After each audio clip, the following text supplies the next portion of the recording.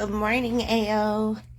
Shelley Merrell here from sunny Ventura, California. Sorry, I'm having some construction done right now, and so my office is being redone, so the background is weird, the lighting is weird, but hopefully by next month it'll be better. Anyway, like I said, Shelley Merrell. I'm coming to you from sunny Ventura, California. I am a fire protection contractor, and we specialize in a lot of government work. Actually, at our hi Robin, good to see you at our local Navy bases. So we do a lot of that fire protection stuff. I have some questions here for the mentor session, and gonna get right into these. First one is from Kelly Killingsworth. Hi, Kelly. Haven't seen you in a while. Hope you're doing well. Question: how do I become the absolute best owner leader in my excavation company? Description: I'm the owner of Cal Construction. We are an excavation contractor. Say that 3 times. In Northern California. I know that I'm a great operator. I know that I'm one of the better drivers around. I know that I can work my ass off, but I do not know how to grow and lead a successful business. As I look to add team members, what are the things I should be doing to increase my skills in leadership and team building so I can grow the company? Okay, so if I were in your position, the first thing I would do would be start thinking about those core values. Once you have your core values in place, it helps with getting other people on board with what your vision is for the future of your company. And having those core values also helps with firing, basically. If people aren't operating within your core values for your company and representing based on that, then it kind of helps take away that bad guy.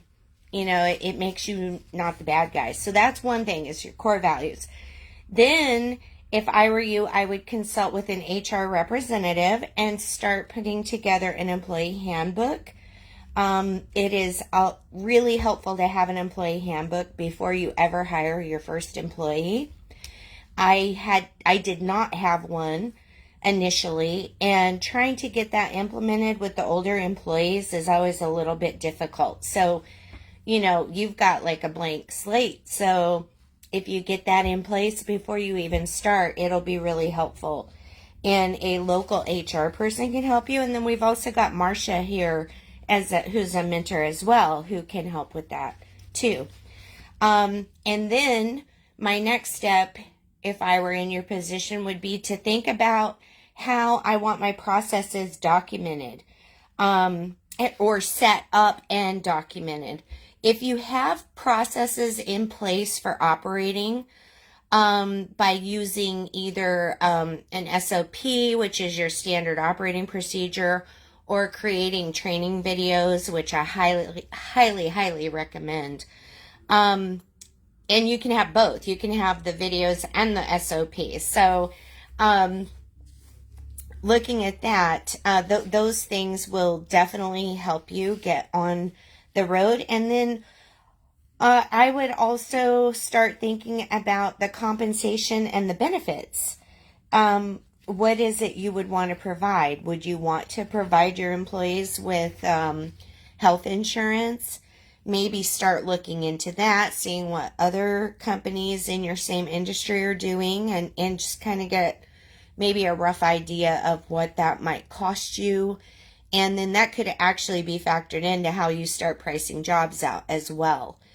So those are the things I would be looking at. I hope that helps. You're always welcome to reach out. Next question is from Rohit Gupta. Do you have any ideas for promotion as we look to open our first retail brick and mortar store?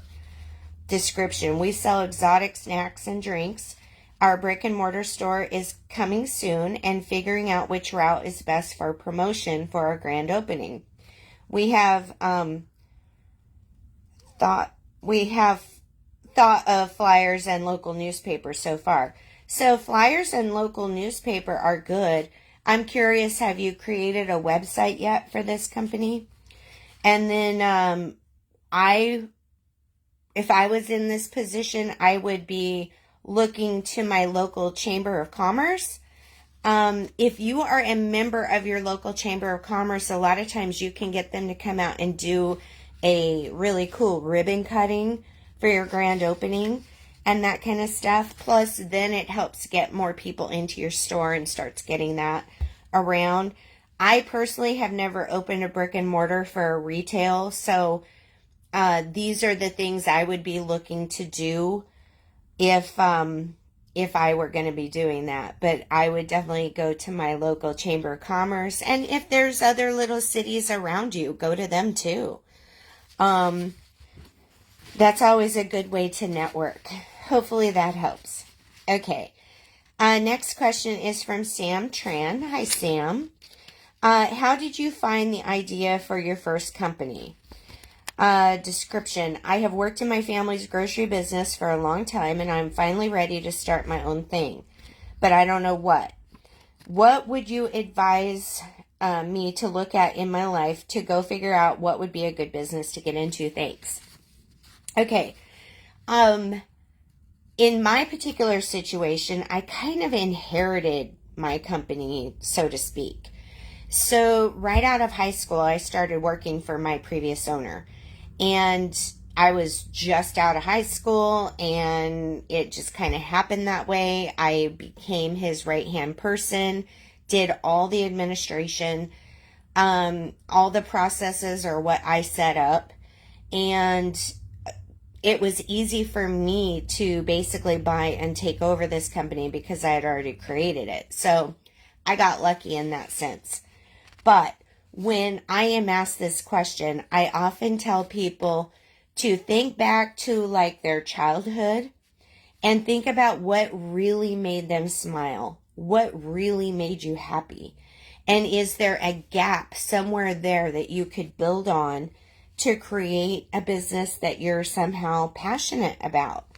I personally feel that if you have passion for what you're doing, you're going to put everything into it and most likely succeed.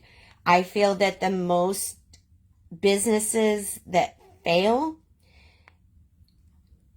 I don't have statistics on me, but I personally feel that a lot of the businesses that fail is because they don't have a passion for what they're doing.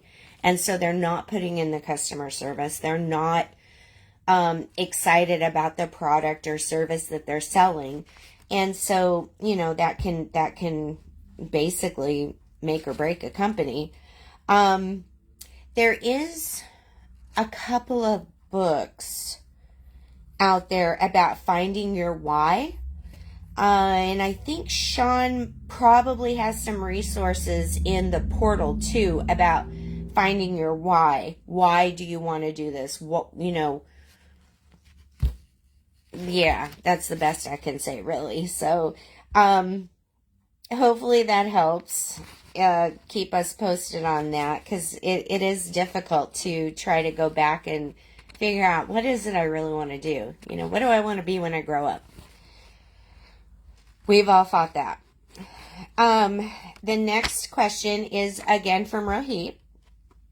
How does our company best deal with competition? Background. We sell exotic snacks and drinks from around the world. Right now, we sell at exhibitor events and online throughout our website, but we are opening a retail store. We just found out that we're getting retail competition in our area, and that's hard to deal with because we wanted to be the first to show our products off to the community, but we may get beaten to that. They're a retail store like us coming to the mall. We live in a small city, so all the attractions are near the mall. I'm getting doubts about the business. How do we make sure we are the best and beat the competition? Okay, so no matter where you are in the world, or at least in America, there's always going to be competition, and it could even be right across the street. We often see that, like with gas stations. You can have a gas station on all four corners. How do you pick which one to go to? My answer to this is just believing in yourself. I'm a firm believer that if you give your customers the best customer service, they will always come back. That's just that whole do unto others as they would have done unto you, that saying. And so I do feel that giving the absolute best customer service is the number one way. Then I was thinking about, I'm wondering if you could have possibly the little discount cards where if you buy so many, like 10 sodas, you get the 11th one free. They're little discount cards that you either punch or initial every time they buy something. That could be something that could help.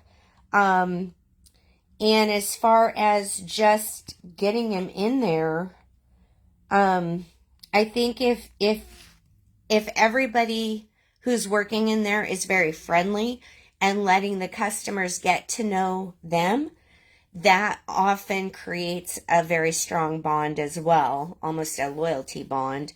And then I'm curious, have you thought about possibly, I don't know, I've never seen your place, I don't know what you have, but is it possible to have sitting areas in there? When I read this question, I immediately pictured Starbucks. And so I don't drink coffee. I don't like coffee. I don't want anything to do with coffee, but I'll go to a Starbucks.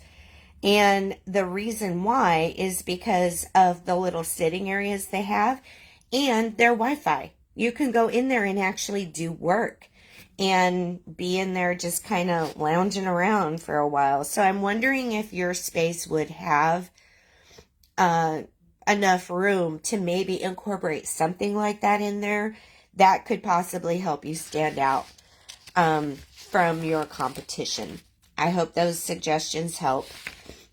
Okay, my next question is from Amy Schulenberg. I hope I said it right. Let me know, Amy. I think Schulenberg is the name. Do I go with my gut and choose not to work with a potential client? Background: business, lighting design consultant for hotels, hospitality, residential. Today I had a meeting with a group that is transitioned from hotel work to office spaces. During the meeting, they requested that I spend 30 minutes providing their team with tips on office lighting for their projects, despite it not being my area of expertise. They also expressed interest in potentially involving me in the future project if necessary. I left the meeting with the impression that they are seeking free advice, and I have no genuine intention to utilize my services. This situation misrepresents my actual skill set, and it could potentially be a waste of time, particularly if a more suitable opportunity arises. I'm inclined to trust my instincts and walk away. I would like to redirect them to someone else who may be better equipped to assist them. Okay, so my advice on this, or what I do, is I have learned over and over and over again to trust my gut. I have so many times not trusted my gut, and it has, I would say, like 9.5 times out of 10 has bitten me in the butt because I did not trust my gut. I don't know how long you've been in this industry, but based on what you wrote, it sounds like you've been in this industry for quite a while, a couple years or so. We entrepreneurs do get a feel for those customers that are problem customers and, people that are just going to suck up our time. So I highly recommend trusting your gut. And there's nothing wrong with recommending, having somebody that you would recommend them to. I often, I don't know if I should say this or not, but I have a certain amount of referral companies listed that I'm not particularly a fan of them either. And so I will often send that negative person to that negative competitor just because, why not? Maybe they'll be a good fit. Anyway, I hope that works out for you. Keep us posted on how it goes. And yeah, trust your gut. Anyway, I do not have any more questions right now, so I'll go ahead and finish up. Hi, Robin. I'm not sure which idea you were talking about, but that's good. And sorry, Sean, I was late because I was texting you. So, hey. And anyway, so you all have a wonderful day, and I will see you next month.